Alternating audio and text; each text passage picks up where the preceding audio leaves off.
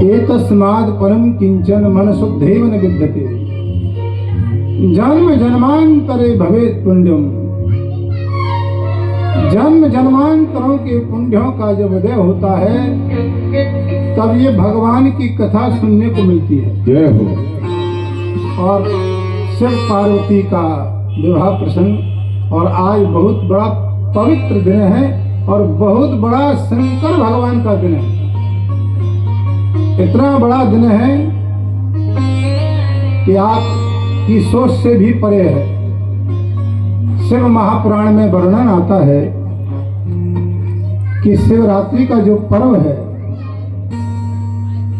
हम पूरे वर्ष भर भगवान शंकर का अभिषेक कर रहे हैं, बाबा की पूजा कर रहे हैं। लेकिन शिवरात्रि के दिन रात्रि जागरण करने से और बाबा का भजन करने से पंचाक्षर ओम नमः शिवाय और श्री शिवाय नमस्तुभ्यम ओम त्र्यंबकम यजामहे सुगंधिम पुष्टिवर्धनम् उर्वारुकमेव वंदनान् मृत्योर्मुक्षीयमामृतात्। यानी आप पर श्रद्धा भक्ति से जो भी मंत्र आप पर आता हो, वो शिवरात्रि के दिन जपने से कितना बड़ा फल है कि जो हम वर्ष भर में अभिषेक करें, जल चढ़ाएं, तो हम एक रात्रि में जागरण करते हैं, बाबा का अभिषेक करते हैं, बाबा की पूजा करते हैं, तो हमें पूरे वर्ष भर का फल प्राप्त होता है। जय हो। इतना बड़ा महत्व शिवरात्रि का। और शिवरात्रि के दिन पूजा करने से व्यक्ति को परम पद की प्राप्ति होती है। और ये भगवान शंकर, ये बाबा तो मृत्यु लोक का देवता है। ब्रह्मा जी ब्रह्मलोक में रहते हैं और नारायण वैकुंठ में रहते हैं। सारे देवता अपने अपने स्थान पर रहते हैं, लेकिन शंकर भगवान मृत्यु लोक में रहते हैं। ये मृत्यु लोक का देवता है, इसलिए ये शिव योग चल रहा है बाबा का, और भगवान की बहुत बड़ी कृपा हुई है। तो बाबा की ओर चलते हैं।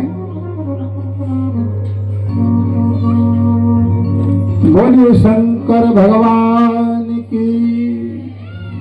ओम नमः शिवाय ओम नमः शिवाय।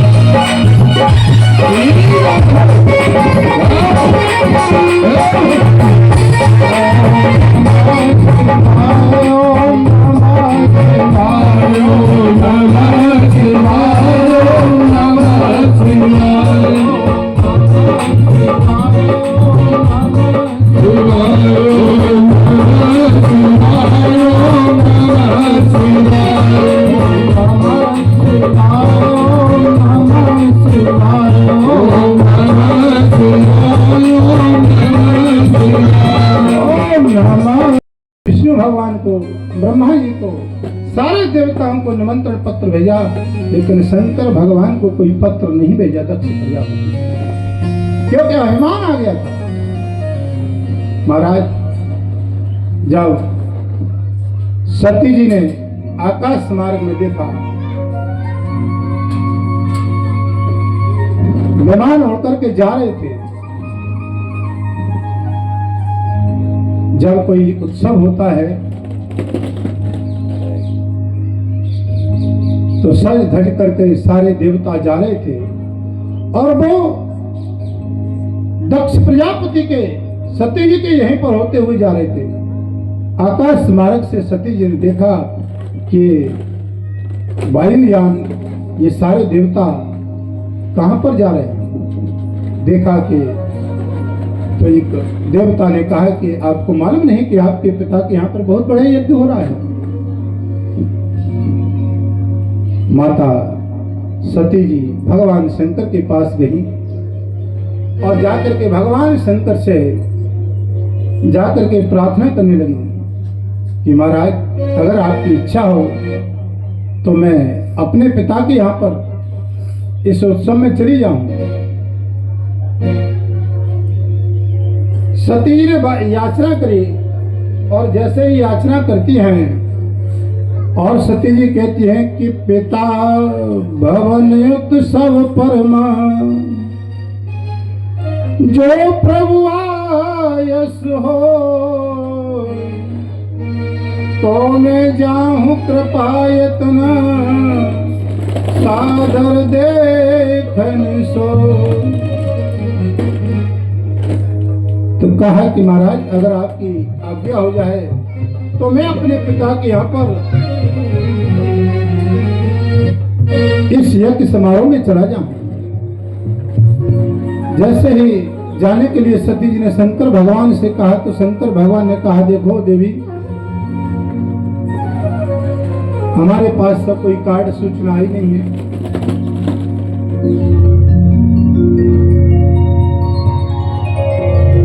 लेकिन हमारी अगर तुम बात मान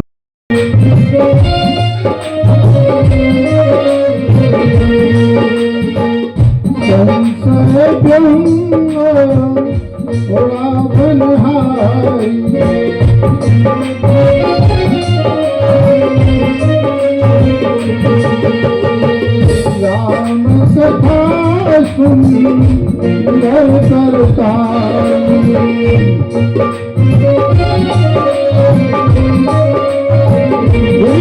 बहुत सुंदर वर्णन दिया गया है कि राम कथा सुंदर करता। यानी देखिए ताली बजाने से जब हम ताली बजा देते हैं तो अगर पेड़ पर पक्षी बैठे रहते हैं तो ताली की आवाज सुनकर के सारे पक्षी भाग जाते हैं। तो ये भगवान की कथा कहती है रामचरितमानस। बाबा तुलसीदास कहते हैं कि राम कथा सुंदर करतारी और संशय व्यंग उड़ावनहारी। जब ताली बजाने से पेड़ के सारे पक्षी उड़ जाते हैं उसी प्रकार से ये भगवान की कथा में ताली बजाने से हमारे शरीर के अंतर्गत जो काम क्रोध लोभ सती नहीं मानी और जाकर के वहां पर उनका सम्मान नहीं हुआ क्योंकि भांति अनेक समझा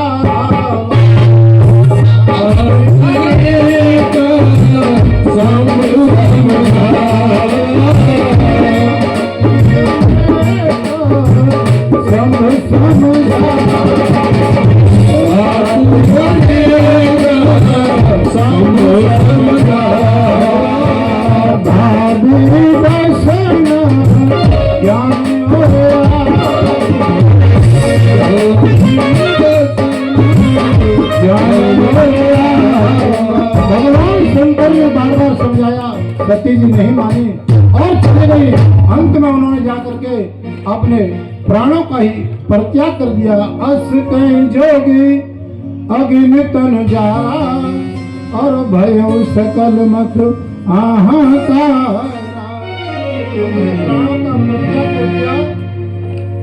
और जाकर के भगवान शंकर का ध्यान करते हुए प्राण का परित्याग किया। आगे चल करके सती जी राजा हिमाचल के यहाँ जन्म लेती हैं। मैना के गर्भ से वहां पर भी उनका नाम पार्वती पड़ा और शंकर भगवान को ही उनको प्राप्त होते हैं। नारद जी आए, राजा हिमाचल ने पुत्री के नामांकन संस्कार भक्त की रेखा खुशी के बाबा पुत्री के भाग्य में क्या लिखा है थोड़ा बताइए। भगवान शंकर ने अनन्य प्रकार से नारद जी ने माता पार्वती के व्याख्यान किया।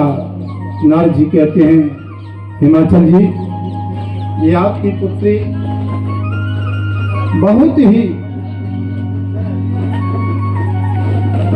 भाग्यशाली है और अंबिका जगदम्बिका पार्वती नाम से विख्यात होगी। इसके भाग्य में बाबा क्या लिखा है? नारद जी ने कहा, भाग्य तो ठीक है, लेकिन एक ही कमी है, इसका जो विवाह होगा वो ऐसा होगा, इसका पति अमंगल वेशधारी होगा, शमशान में वास करने वाला होगा, घर द्वार नहीं होगा, शरीर पर वस्त्र धारण नहीं करेगा। ये बात सब मैना ने सुनी। मैना बड़ी दुखी ही नारद जी से कहा कि ये आप क्या कहते हो बाबा, मेरी पुत्री के भाग्य में ये लिखा है। तो नारद जी ने कहा कि देखो, तुम्हारी कन्या के भाग्य में बहुत अच्छा है, इसको जो पति मिलेगा वो ऐसा मिलेगा कि जीवन में काल को भी अपने बस में करके रखेगा। तो उन्होंने कहा कि सर्प को भी अपने साथ रखने वाला होगा, काल को भी अपने हाथ में रखने वाला होगा, अनंत यादी जिसका कोई पार नहीं। लेकिन बाबा, कुछ हो सकता है इसके भाग्य में, कुछ मिट सकता है क्या? तो भगवान श्री नारद जी कहते हैं हिमाचल महाराज से, मैना से, कि जो तप करही कुमार तुम्हारी, और भाव ही मिट सकहीं त्रिपुरारी। भगवान शंकर ही संसार में एक ऐसे देवता हैं जो लाट में ब्रह्मा लिख देते हैं, अगर शंकर भगवान की पूजा करेगी तो विधाता के लिखे हुए लेख को मिटाने की जो पावर है, जो शक्ति है, वो बाबा भोलेनाथ में और किसी देवता में नहीं। क्योंकि जो तप करही कुमार तुम्हारी, और भावे मेट सके त्रिपुरारी। केवल शंकर भगवान तुम्हारी पुत्री के भाग को मेट सकते हैं। बाबा शंकर भगवान की कृपा से सब कुछ हो सकता है।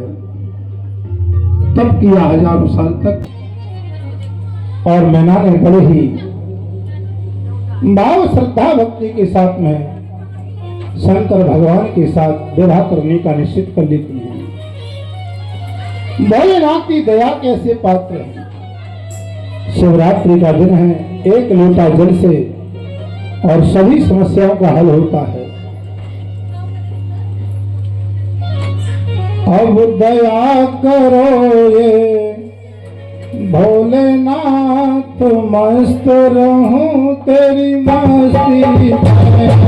दया करो भोलेनाथ, मस्त रहूं तेरी मस्ती में। अब दया करो भोलेनाथ, मस्त रहूं तेरी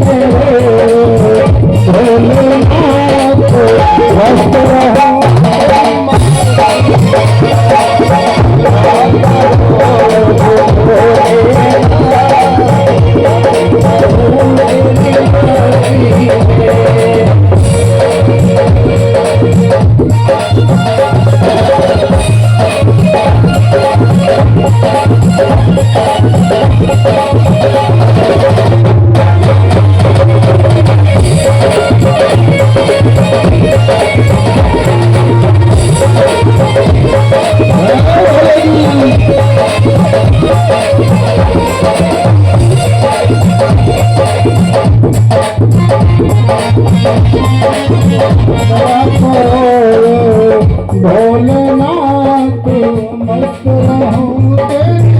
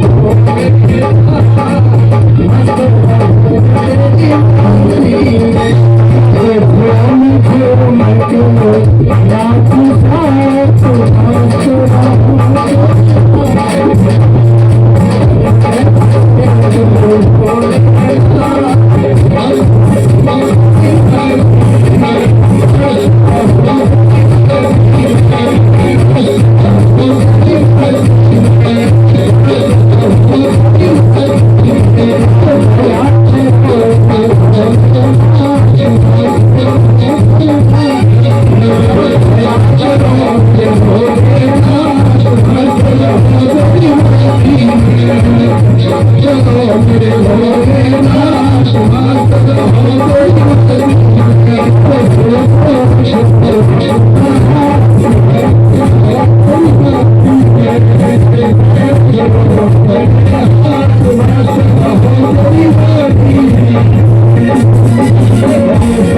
भगवान की। भगवान शंकर हिमाचल महाराज ने विवाह का और मोना के सामने नारद जी ने प्रस्ताव रखा। वेद स्वाय इत्यादि ऋषियों ने विवाह का सप्तऋषि रहे और जाकर के विवाह पक्का हुआ। बाबा भोलेनाथ की लगन आई और विवाह की ओर चलते हैं। सप्तऋषियों ने वहां पर जाकर के लगन प्रारंभ करी और लगन बाबा की चढ़ती है। शिव शंकर फूले न समाए लगन आई पर्वत पर। शिव शंकर फूले न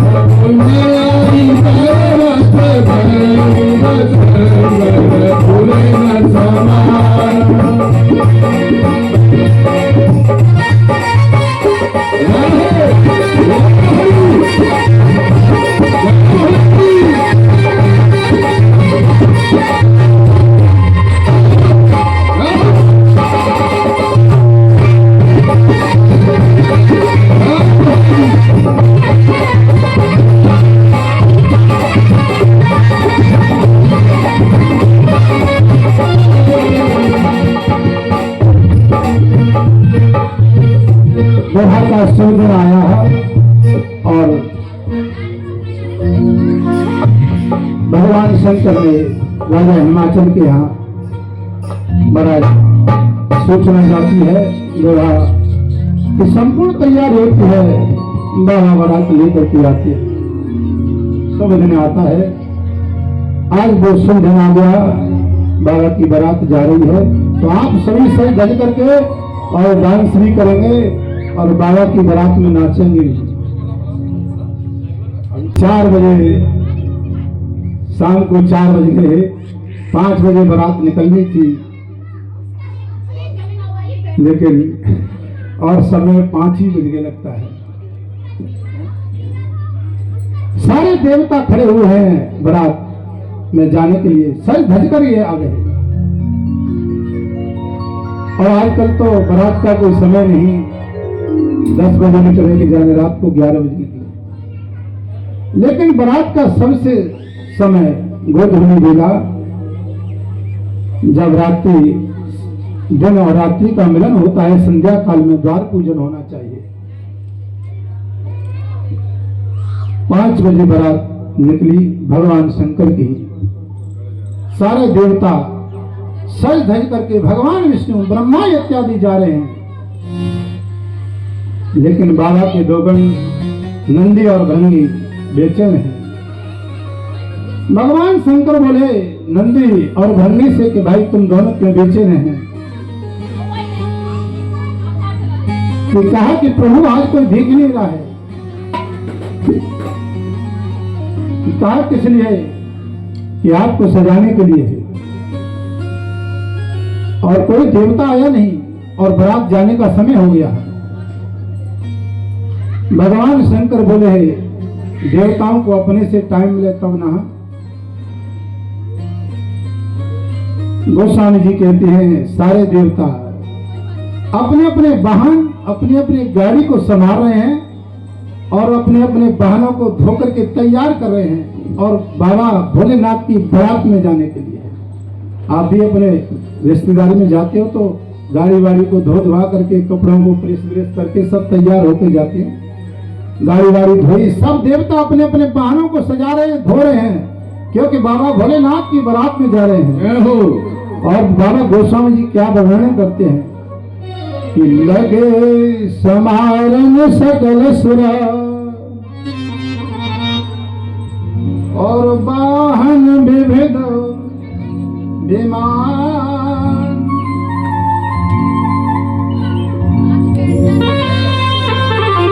लगे समारन सकल सुरा और वाहन विविध विमान, और सगुन मंगल सुगदा करई अप्सरागान।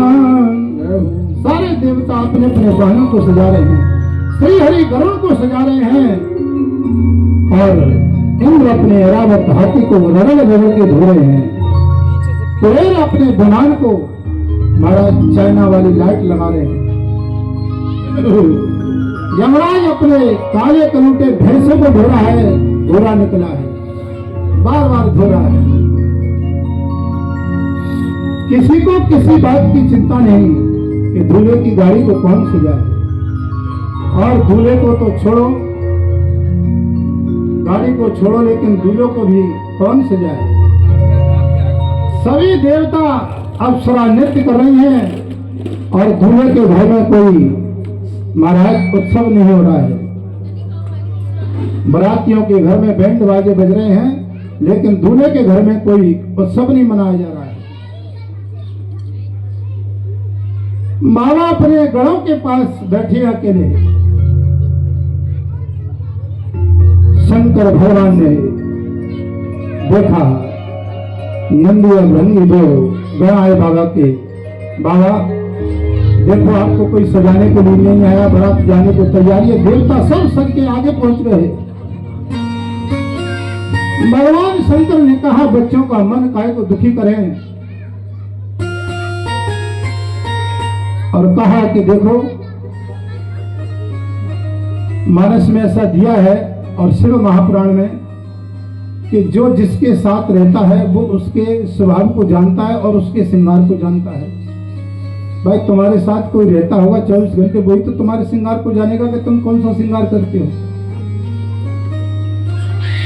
अब क्या मालूम है तुम कौन सा क्या श्रृंगार करते हो, क्या लगाते हो। तो गण बोले बाबा के कि बाबा कहो तो देवता तो नहीं आ रहे हैं, लेकिन हम ही सजा लें आपको। देवता ने कहा, इससे बढ़िया क्या बात है, चलो आप ही सजाओ।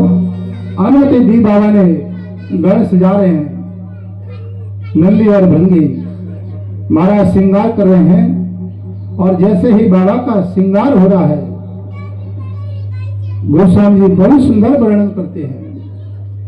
शिव ही संभोगन करे श्रृंगारा,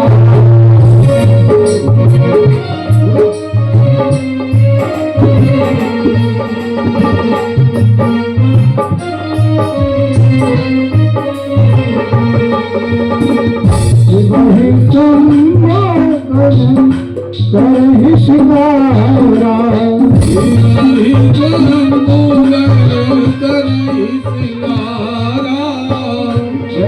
मुकुट आहि मोर समारा,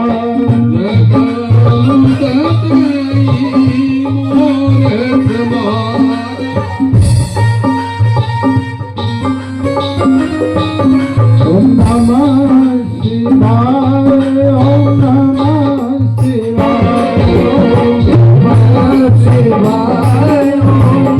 बाबा का श्रृंगार हो रहा है।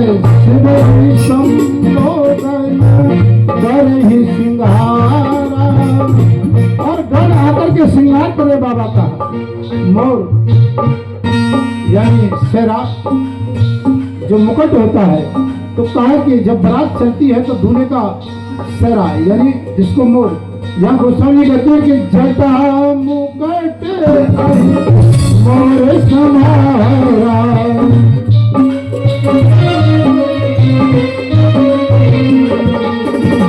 सुंदर कंकण पहरे ब्याला,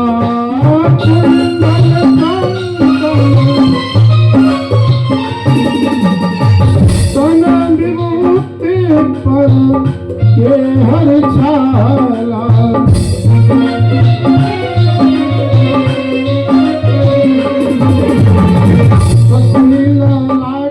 सुंदर से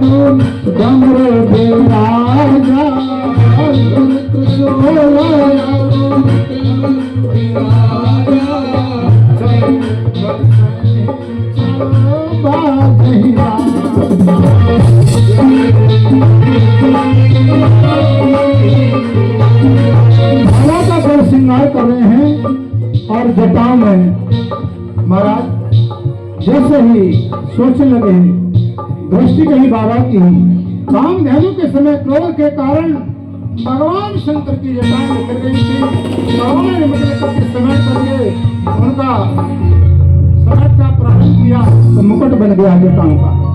और जैसे ही मुकुट गए गढ़ बोला कि मुकुट का काम खत्म हो गया महाराज ये टोपी बन गई। तब तक दूसरा गण बोला कि जब बोल सेहरा बांधा जाता है तो उसमें मोर भी लगाया जाता है। तो एक गण ने कहा कि मोर क्या होता है? तो एक गण बोला कि मोर कहा कि महाराज मोर का क्या महत्व होता है? कहा कि मोर का कुछ नहीं होता है। एक रात के बाद उसको गंगा जी में स्वाहा कर देते क्योंकि मोर को गंगा जी में किसराते नहीं। तो कहा गढ़ने के एक रात का काम होता है, उसके बाद तो गंगा जी में स्वाहा हो जाता। अब उन्होंने कहा कि एक गण बोला कि कैलाश पर्वत पर मोर कहां मिलेगा? तो कहा कि मोर यह तो मिलने वाला नहीं। लेकिन दूसरा गण बोला कि बाबा हम व्यवस्था करते हैं।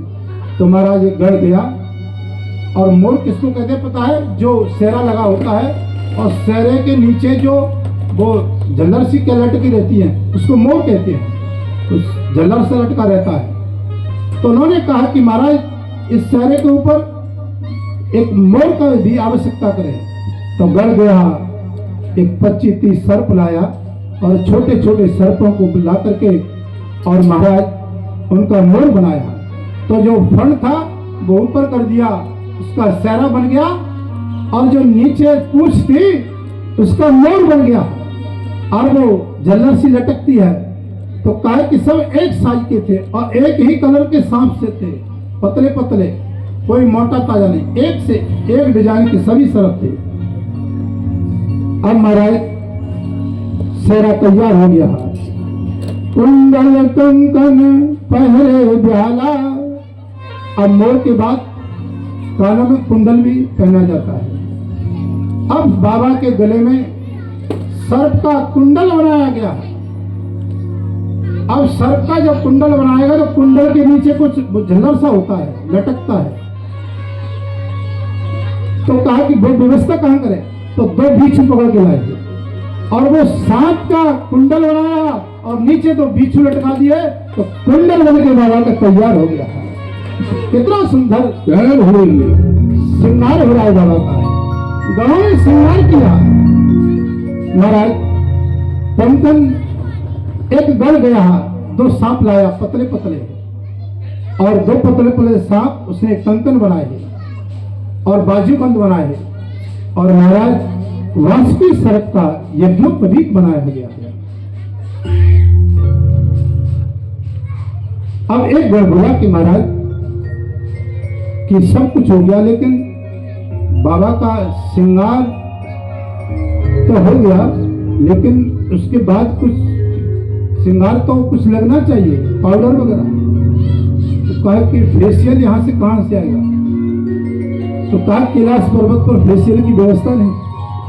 तो कहा कि एक गढ़ ने कहा कि आप चिंता मत करिए, मैं व्यवस्था करता हूँ। गढ़ गया शमशान घाट, एक चिता शांत हुई थी, वहीं से एक बाल्टी में राख लाया और राख ला करके बाबा के गले पर सिर से और पैरों तक वो बहुत डाल दिया। बाबा का फेशियल भी हो गया और पाउडर भी लग गया। बहुत सुंदर श्रृंगार हुआ बाबा का। अब यहाँ दर्शन करिए, बाबा तुलसीदास देते हैं, यानी जब वो पाउडर, यानी जो चिता की जो भस्म थी, जो राख थी, उससे शरीर कितना गोरा होता है बाबा का। यह गोस्वामी जी वर्णन करते हैं, कर्पूर गौरम और करुणावतारम संसार सारम भुजगेंद्रहारम सदा वसंतम हृदयारविंदे भवम भवानी सहितम नमामि। बाबा का स्वरूप तो वैसे ही करुणावतार है, करुणा के देवता हैं, और वैसे ही बहुत सुंदर बाबा इतने लगते हैं कि किसी फेशियल और पाउडर की आवश्यकता ही नहीं। महाराज आगे एक गण बोला कि महाराज कमर में कुछ वस्त्र भी तो होना चाहिए, सहरा हो गया, फेशियल भी हो गया, पाउडर भी लग गया, अब कुछ वस्त्र तो होना चाहिए। तो एक गण गया, उसने कहा कि ठीक है। भगवान हरि बोले कि मैं अपना दुपट्टा दे देता हूँ।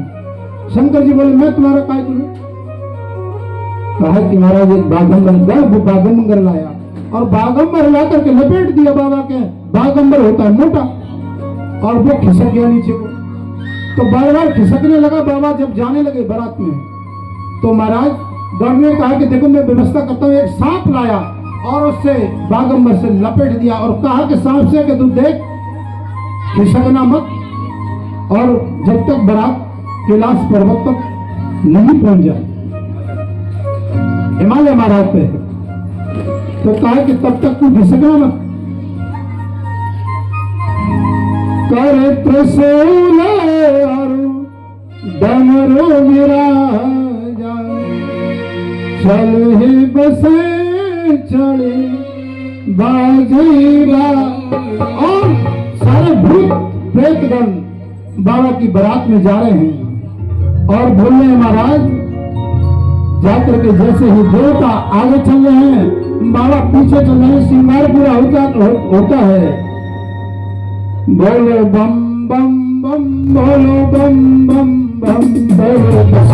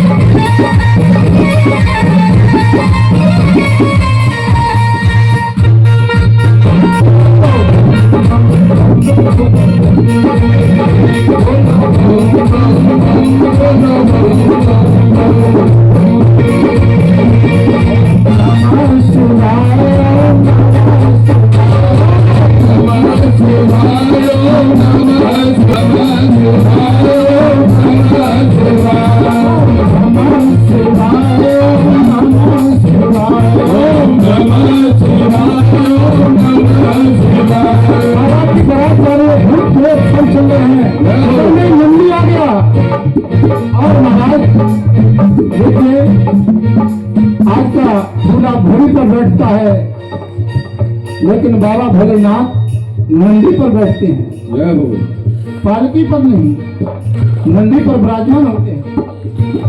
नंदी का क्या स्वरूप है मैं आपको समझाता हूँ। हमारे सनातन संस्कृति में धर्म का प्रतीक माना जाता है, इसलिए बाबा नंदी पर बैठे, घोड़े पर नहीं बैठे। आप ध्यान से कथा सुनिए, देखिए नंदी पे भगवान क्यों बैठे, ये भी तो एक प्रश्न है। घोड़े पे बैठ जाते।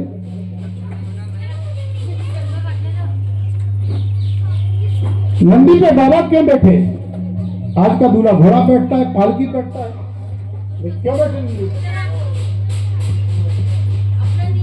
यह भी एक प्रसंग है कि बाबा नंदी पर ही क्यों बैठे, घोड़े पे बैठना चाहिए। लेकिन नंदी को सनातन धर्म का एक प्रतीक माना गया है। नंदी धर्म का स्वरूप है। आप देखे होंगे अभी अभी भारतवर्ष में नए संसद भवन का उद्घाटन हुआ है और उद्घाटन में सेंगोल को रखा गया है। तो सेंगोल जो रखा गया है वो क्या है पता है आपको? धर्मदंड। जो सेंगोल रखा गया है उसके ऊपर नंदी विराजमान है, जो नई संसद भवन बनी है जिसका उद्घाटन भी हुआ है। तो कई मूर्खी लोग कहने लगे कि ये तो बैल है। कईयों ने कहा कि ये बैल है, जो संसद भवन के ऊपर बना, लोगों ने कहा कि ये बैल है। तो कहा कि वो बैल नहीं है, वो नंदी है, वो धर्म का स्वरूप है, वो धर्म दंड है। इसलिए सेंगोल को संसद भवन के ऊपर जो नई बनी है वहां पर नंदी को स्थापित किया गया है। भगवान शंकर नंदी पर बैठ करके गए। दूसरा कारण शिव महापुराण में नंदी पे क्यों बैठे? क्योंकि धर्म का स्वरूप है।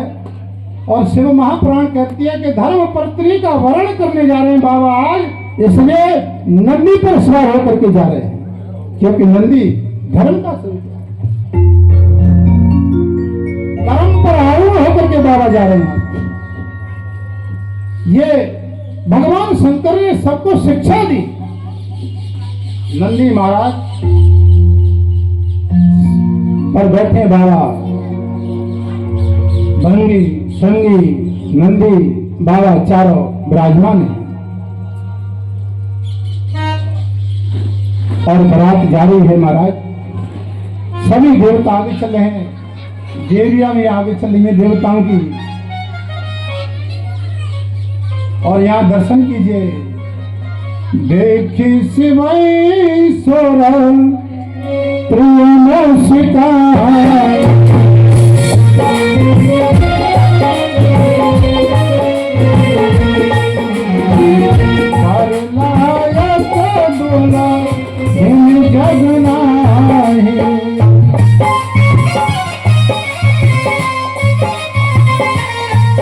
बारात जा रही थी, देवता आगे जा रहे थे और भूत प्रेत तो पीछे चल रहे थे, देवता सब आगे थे। तो एक वहां पर एक नारी जाकर के बोलती है एक गणेश से भगवान शंकर से के दूल्हा कौन सा है? तो आगे श्री हरि जा रहे थे। महाराज जैसे ही देखा कि श्री हरि आगे जा रहे हैं तो एक उस स्त्री ने पूछा कि क्या दूल्हा के दर्शन हो सकते हैं?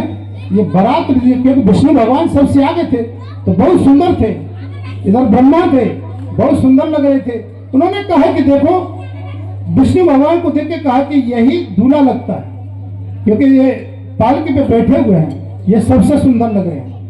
तो भगवान विष्णु ने कहा कि दूल्हा को देखोगे तब तो तुम्हें मालूम पड़ेगा, याद आ जाएगा सब। महाराज आगे बारात गई, लेकिन उसने पूछा कि दूल्हे के दर्शन हो सकते हैं, दूल्हा कौन सा है? मुस्का करके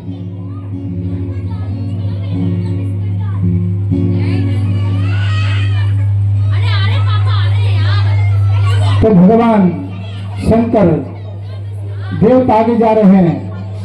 गणों ने कहा बाबा, नंदी ने संगी और भंगी ने कि बाबा ये देवता तो बहुत आगे आगे जा रहे हैं और हम पीछे रह गए, और देवता आगे दौड़ करके भागे। उनको मालूम था कि हम आगे चलें।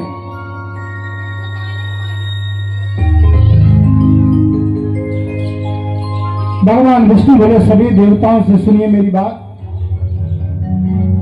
सभी एकत्रित होकर के कि बड़े अनुरूप बारात में आई, बर के अनुरूप बारात नहीं। तो देवताओं ने कहा कि देखो विष्णु भगवान ने कि हाँ हमारी हंसी होगी।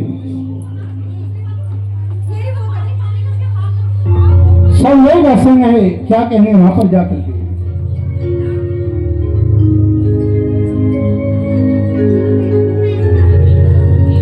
देवता भगवान शंकर से भी गौ ने याचना करी। तो भगवान शंकर बोले कि नंदी बोला कि बाबा ये बारात की सब भाग गए, आगे चले गए। इधर ब्रह्मा जी ने बोला कि जो भी कुछ खाना पीना है सब खा पी लीजिए, आगे कोई ठिकाना नहीं है, क्या हुआ।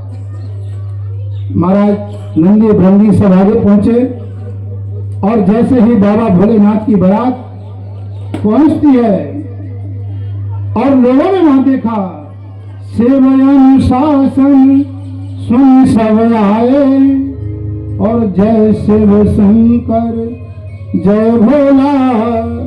अब जाकर के सभी देवभूत प्रेत जाकर के महाराज पहुंचते वहां पर बारात में और भूत प्रेत अपना डांस करने लगे बाबा की बारात में।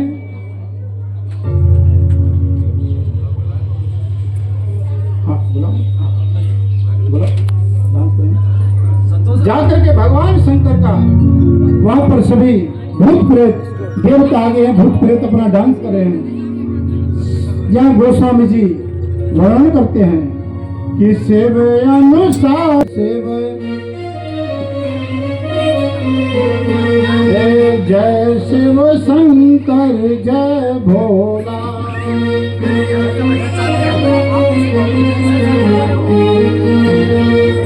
शिव अनुशासन सुन सब आए जय शिव शंकर जय भोला।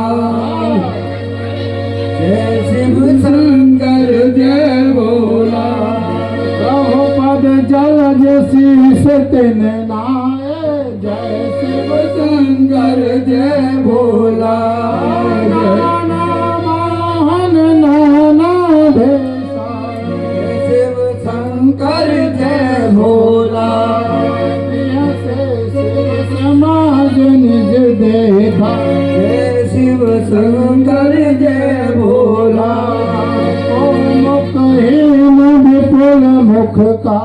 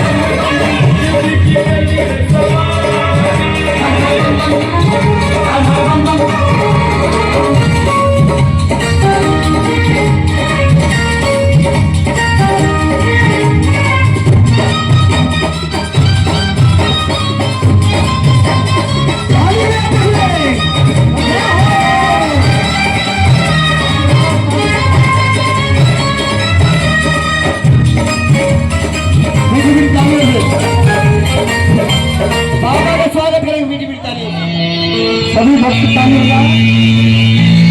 हेलो बच्चे को थोड़ा पीछे कर लो।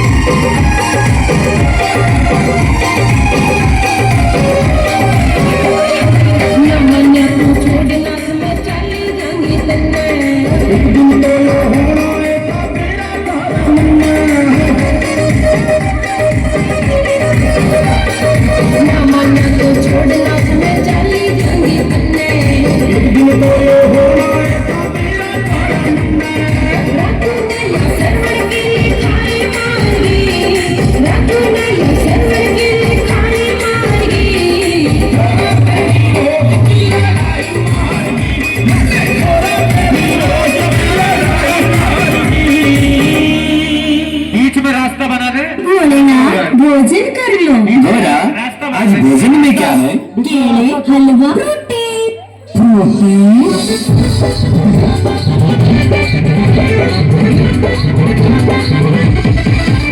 न केले न हलवा न फ्रूटी चाहिए, न केले न हलवा न फ्रूटी चाहिए, मन हरी हरी कच्ची कच्ची, मन हरी हरी भांगे वाली बुट्टी चाहिए, मन हरी हरी भांगे वाली बुट्टी चाहिए।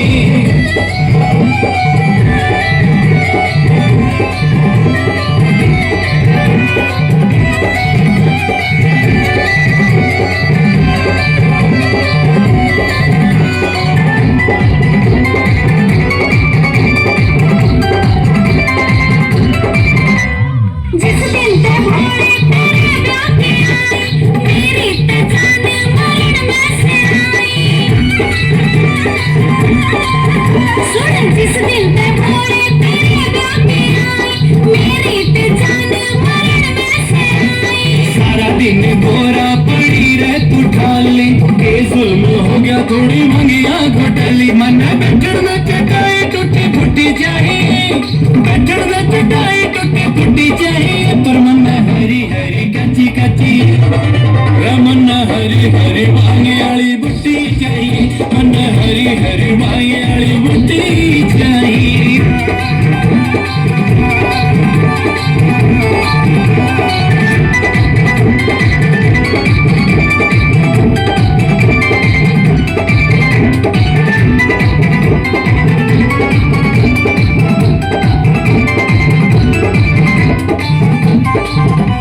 तेरे फूट गए लोग मिल गया नशेड़ी, अपनी चलावे ये सड़का ना मेरी।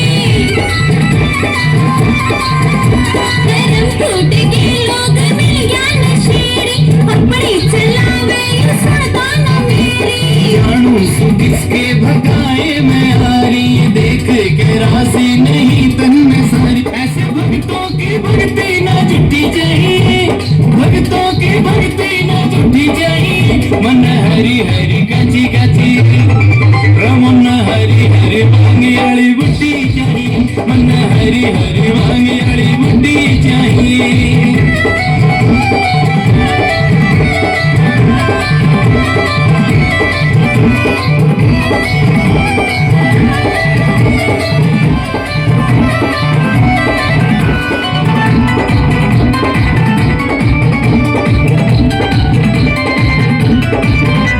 बिना बताए गोरा तू गणपत न ढाके, क्यों चली आई सतू अपनी माँ के।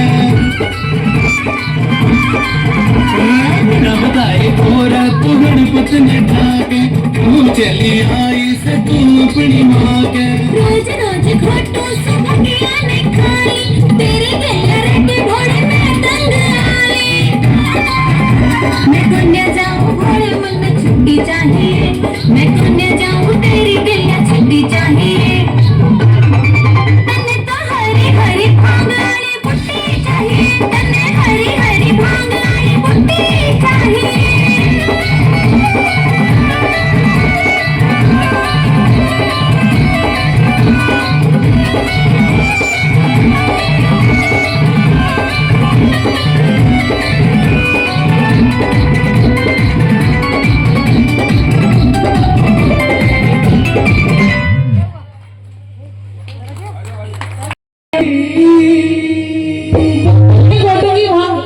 तू सुन गोरा प्यारी, तू भला प्यारी, जल्दी कर प्यारी, भांग बहुत प्यारी।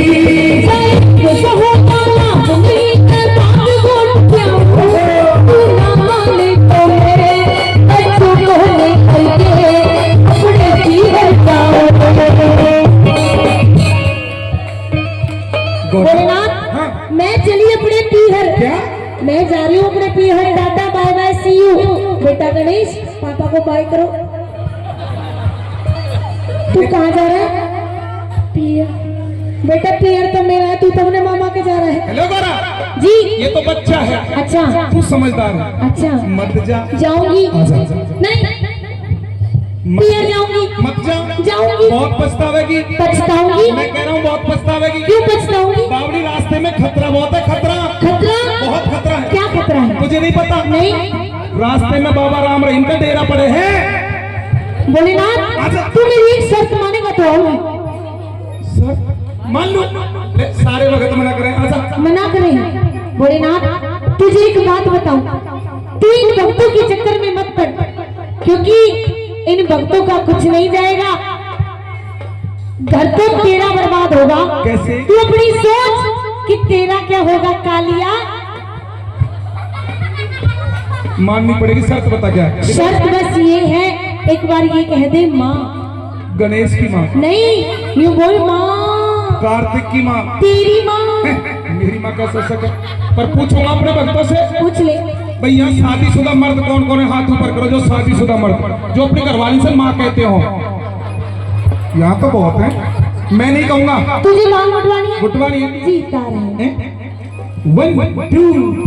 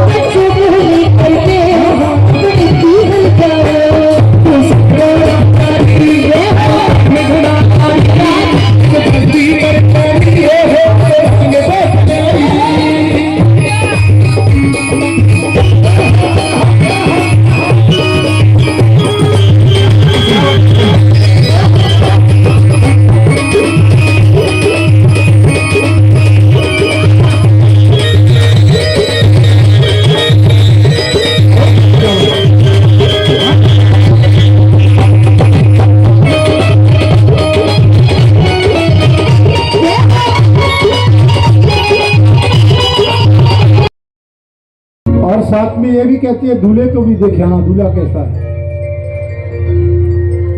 महाराज बच्चे छोटे छोटे गए बारात को देखने गए। भगवान विष्णु ने देवताओं को देखा तो प्रसन्न हुए कि बारात तो बहुत सुंदर है। जब बारात इतनी सुंदर है तो दूल्हा कितना सुंदर होगा। अब भगवान विष्णु ने कहा कि दूल्हा को देखोगे तब मालूम पड़ेगा, पछाड़ खा को नीचे गिर जाओ। पूरे शरीर पर सांप ही सांप लिपटे हुए हैं, तन पर कोई वस्त्र नहीं। बारात पहुंच जाती है और बच्चे जो कैसे दौड़ करके अपनी माँ के पास गए, रोने लगे कि कहा कि तूने कहाँ भेज दिया? कहा बारात देखने की। बारात नहीं थी, वो दूल्हा नहीं था, अरे तो पागल था। तो कहा कि शरीर पर कोई वस्त्र नहीं था। तन व्याल कपाल भूषण नगन जटिल भयंकरा। कहा कि वो दूल्हा कैसा था पता है माँ तेरे को? कि तुम पे कोई वस्त्र नहीं था और छाल की कपाल लपटा हुए था। भूषण नगन जटिल भयंकरा, शरीर पर विकराल भयंकर रूप था और कोई वस्त्र नहीं था। संगभूत प्रेत पिशाच जोगिन विकट मुख रजनी चरा। और साथ में दूल्हा के भूत प्रेत, दूल्हा तो पागल था ही लेकिन बराती भी सब पागल ही थे। वो सब बोले थे बम बम हर हर, बम बम हर हर, सभी जोर जयकारा बोले थे। लेकिन जो जियत रही बारात देखत पुण्य बढ़ते ही कर सही। देखे से माँ मेरा हो घर घर बात यस लड़कन कही माँ। ये कोई जिंदा रहेगा तो बारात देखा, अरे भूत प्रेतों को सभी नगर गांव में जहां जहां बारात निकली गांव के लोग भागे छोड़ करके, गांव छोड़ के भागे। अगर किसी गली मोहल्ले में कि तुम्हें मालूम पड़ जाए कि भूत रहता है यहाँ, तो तुम भी रास्ता बदल देते हो रात में कि नहीं उधर उधर रास्ते से मुझे भूत रहता है। अब शंकर की बारात में तो सब भूत ही भूत थे। संग भूत प्रेत विशास जोगुन बिकट मुख रजनी चरा, सारे भूत ही भूत थे। बच्चे कहने लगे माँ कोई जिंदा रहेगा तो बारात देखेगा, लेकिन ये कैसा विवाह है उमा का। जाकर के मैना को मालूम पड़ा, मैना दुख खोने लगी। महाराज आरती की थाली लेकर के पहुंचती है, बारात दरवाजे पर पहुंच जाती है। और सखी देख देख मेरो जिया घबराए, कैसी आई है बारात, कैसी आई है बारात, कैसी आई है बारात। सखी देख देख मेरो जिया घबराए, कैसी आई है बारात, कैसी आई है बारात।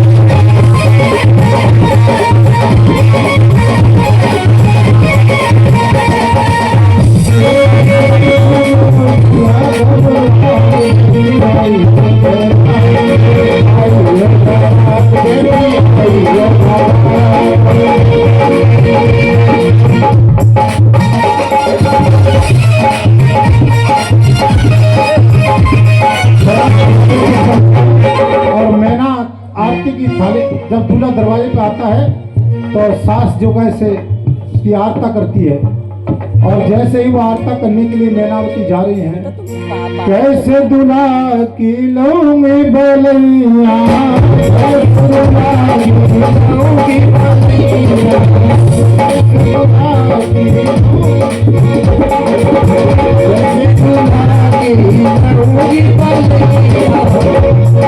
लूंगी बलैया, मोरे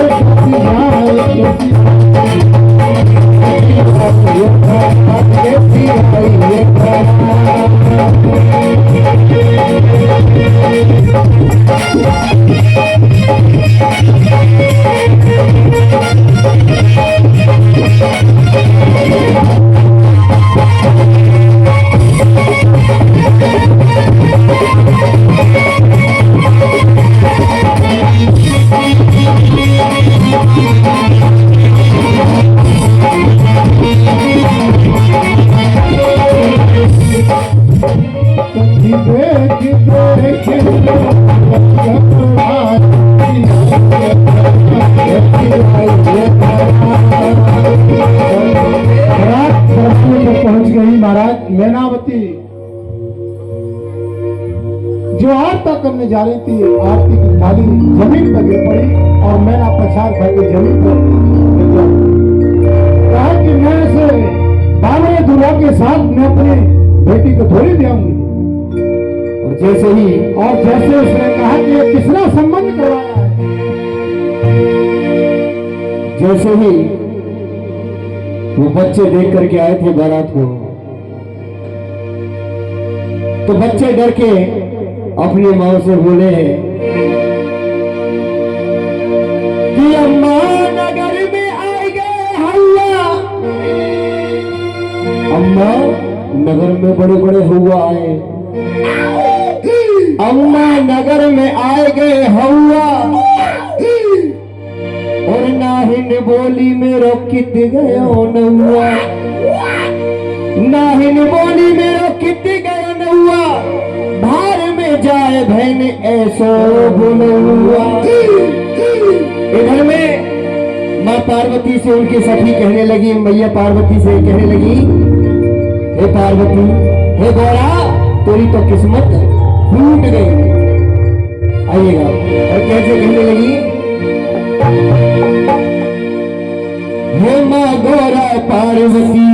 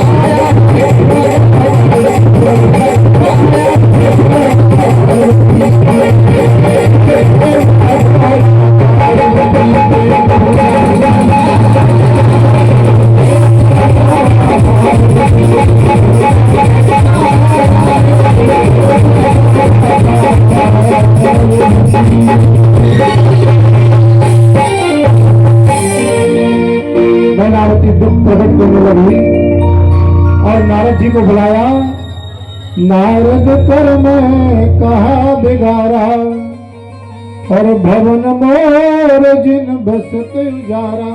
हे नारद, मैंने ऐसा क्या बिगाड़ा था जो मेरी पुत्री का तने ऐसा विवाह ऐसी जगह करवाया है। मैना ने कहा कि मैं जीते जी अपनी बेटी को उसके लिए नहीं ब्याऊंगी। मैना ने कहा कि ले बेटी कुआं में गिर जाऊं, कुआं में लेकर के पर्वत पर से ऊपर से नीचे गिर जाऊंगी, लेकिन जीते जी इस बावड़ के साथ अपनी पुत्री का विवाह नहीं होने दूंगी। मैना ने कहा नारद जी से, मैंने क्या तेरा बिगाड़ा नारद, जो कि तेने मेरी पुत्री का ऐसी जगह विवाह करवाया, ऐसा बर देखा।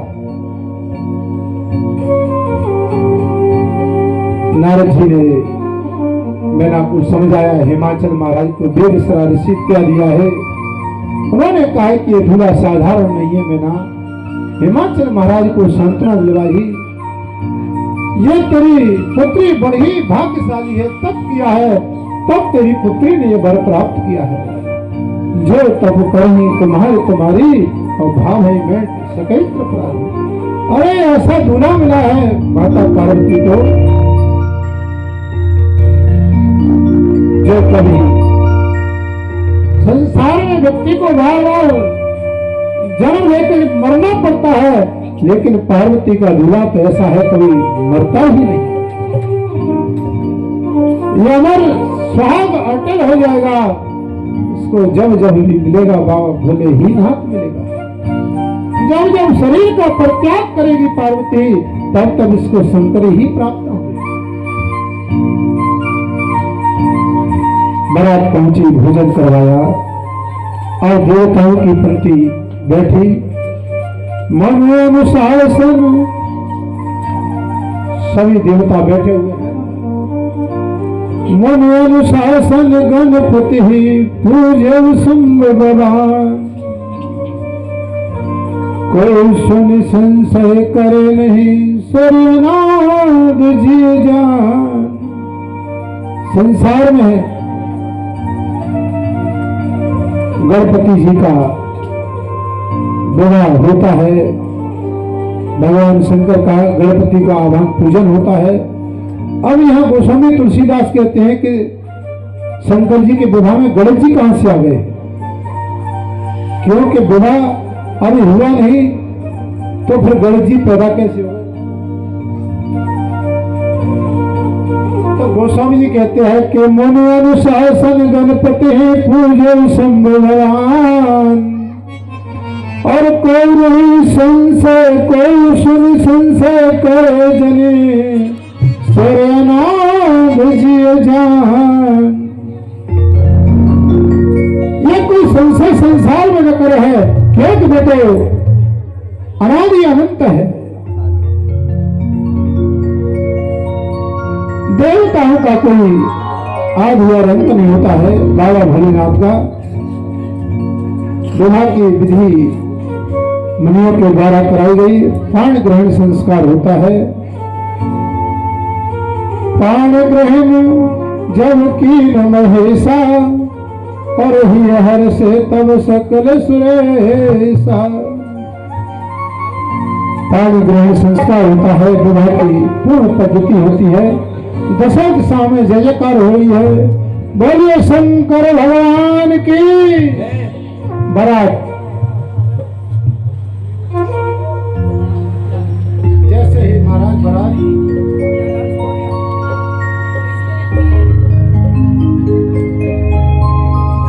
पहुंचती है, भगवान शंकर ने, मैनावती ने और राजा हिमाचल पुत्री का कन्यादान कर रहे हैं। और आप सब भी जो कैसे आप ये पूजा कर सकते हैं, और जो कथा कर रहे हैं उनको बुलाओ।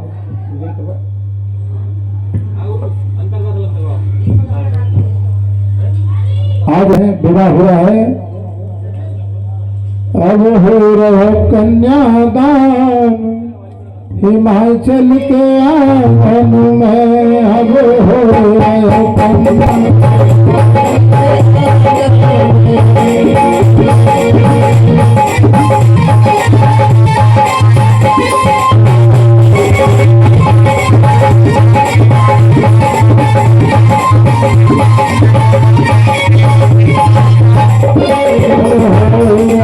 कन्यादान हिमाचल के आंगन में,